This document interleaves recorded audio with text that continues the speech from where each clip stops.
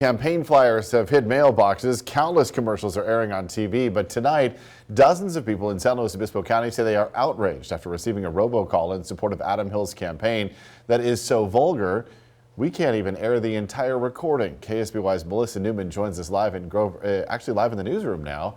And Melissa, you say both candidates are actually saying they are not behind these calls? Richard, that's right. Tonight I sat down with Adam Hill and his opponent, Stacey Coesgarden, who tells me that they were both shocked to find out about these robocalls, but with both sides pointing fingers at each other, it may take some time to find out who was behind these calls. Back in the day, the Knights of the Ku Klux Klan awarded my granddaddy the Hero's Cross. I'm here to say you need to vote for County Supervisor Adam Hill. It's a campaign call like you've never heard before. Tuesday afternoon, several San Luis Obispo County residents say they were on the receiving end of a robocall using hate speech in support of San Luis Obispo County Supervisor Adam Hill's re-election. It quickly became very vulgar and offensive in many different ways. I felt it had some race tone issues in it and sexual content, and it just got worse by the minute. The recorded message uses such vulgar language we can't air it in its entirety.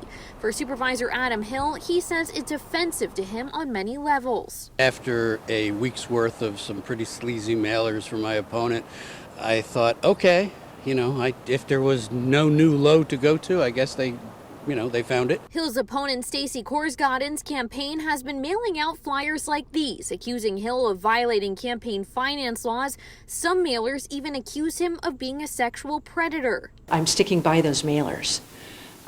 They're honest, and sometimes hearing the facts and hearing the truth is not comfortable, and sometimes it feels very negative. But in our situation, the facts are negative. But Coesgarden says she's not behind the robocalls and doesn't know who is. Whoever did this, and I will work very hard to find out who did, based on the resources that are available to anyone that runs for political office, that they have the full penalty of the law. Now, we tried a reverse phone number search of that number that was calling people in the community, but so far no results have come back. We also reached out to the FCC to see which charges could be possible for the person behind those calls, or if it falls under the First Amendment, and are still waiting to hear back. In the newsroom, Melissa Newman, KSBY News. All right, Melissa, this is not the first time hateful phone messages have gone out during Adam Hill's campaigns. Back in 2016, 2 robocalls against Hill were sent out by a political action committee that dissolved shortly after Hill won his 3rd term.